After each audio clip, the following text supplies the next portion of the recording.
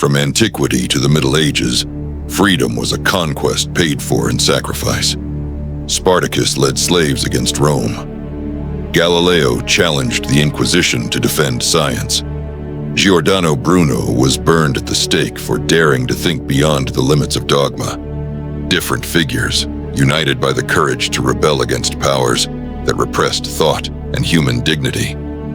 Today, chains are no longer made of iron, but of data, ideology, and economics.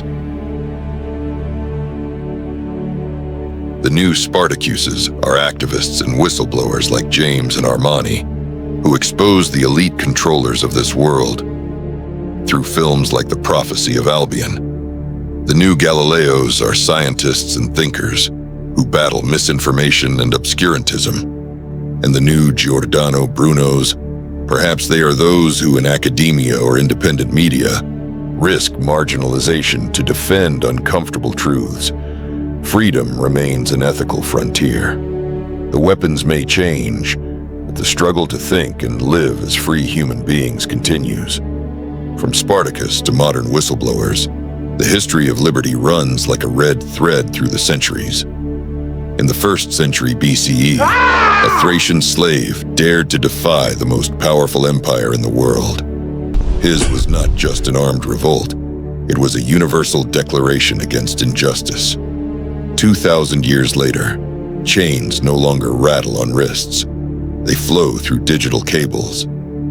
Slavery has changed its face. Today, it's called control, surveillance, and invisible manipulation. Every age has produced its rebels of thought.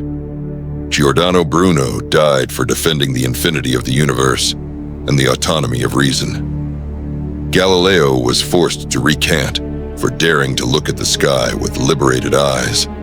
Today, who are their heirs? A new breed of dissidents.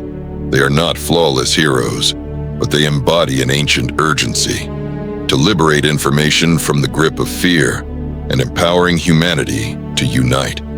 The battlefield has shifted. We no longer fight with swords, but with data, servers, and algorithms. Artificial intelligence is not neutral. It reflects its creators, controllers, and users, and is often used to silence dissent. Personalized feeds trap us in bubbles of thought, while our choices, apparently free, are predicted and guided. The real war for freedom today is cultural and ethical. It's about the right to think, to be informed, to choose. In a world of constant surveillance, we need new forms of resistance: digital literacy, algorithmic transparency, and the protection of personal data. Spartacus today does not lead armies, but moves in the shadows of the web. He lives in independent researchers, investigative journalists, privacy activists, and in anyone who, even in silence, refuses to accept the passive conformity imposed by technology. Being free today does not simply mean being without chains. It means knowing who may be forging them.